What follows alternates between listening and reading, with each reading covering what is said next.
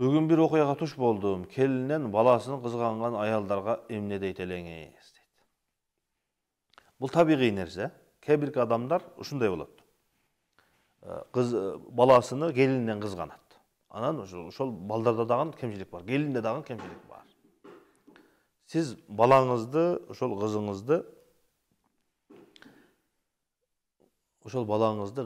сиз тарбиялап 20, 25, 30 жыл тарбиялап чоңойттуңуз. Bir күн эле карасаңыз, ошол балаңыз 100% келин жака бурулуп, сизди карабаса, сизди сыйлабаса, же болбосо сизге болгон көңүлдүн бардыгы башка жака кетип калган болсо, табигый апасы эмес, атасы деле кызганышы мүмкүн.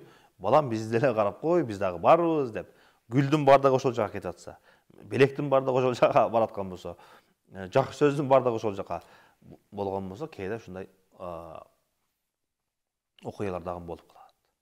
Ал кызганычтын атынан жанагы келин менен баласын бөлүп, баласын Бишкекке жөнөтүп, кызын Очко жөнөтүп, көлгө, нарынга жөнөтүп бөлүп бергендик бул эч кандай туура эмес, зулумдук болот.